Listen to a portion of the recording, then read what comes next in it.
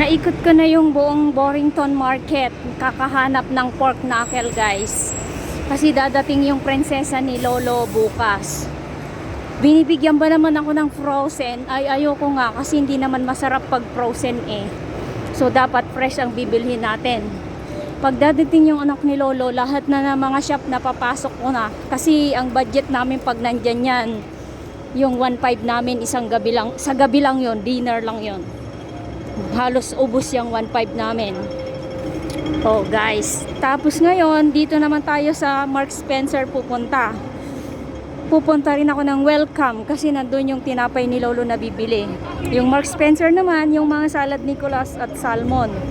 So kaya pupunta tayo dyan. Ngayon tawid na muna tayo. O diba, tumawid pag green lang talaga para hindi kayo mahuli. Pupunta tayo ng library pagkatapos sa Mark Spencer kasi iba naman to si Lolo ko. Ang dami-dami na ng libro sa opisina niya. Gusto niya pa ng hiram talaga sa library. Ganyan si Lolo, kaya yung utak niya talaga maganda, ang memorya niya kahit 92 years old na talaga siya. Kasi puro libro lang binabasa niyan, hindi yan nagbababad masyado sa cellphone. Ako lang yung mahilig magbabad sa cellphone, kaya ulyanin na ako, guys. So dito muna tayo pupunta sa Welcome, pagtapos sa Mark Spencer, and then diretso na tayo tagusan doon sa Victoria Park papunta ng Central Library. O di ba, kaya nyo yon? Ngayong araw naging ka na, marketing manager ka na, naging librarian ka pa, o ano pa mamaya, magiging cook ka pa, o di ba? Kasi magluluto kami ngayon nung bukas pala. Ipiprepared ko lang ngayong gabi yung pork knuckle na may duck eggs na naman, paborito nila, grabe. Oh, di ba? So ganon, guys.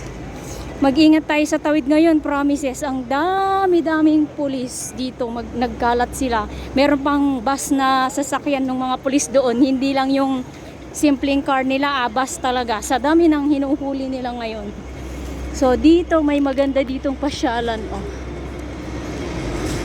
Doon ang Mark Spencer sa may Windsor House. Tapos ang Welcome dito sa tapat niya. So yan, dito rin maliit na iskinita, pero grabe ang dami ditong nabubundol kasi nga hindi sila nagwa-watch ng left side and both sa right side. Kaya ayan, nahahagip sila. Pero hindi naman ganun kahagip kasi mahina ang speed pagdating dito dahil maliit lang to na kalye.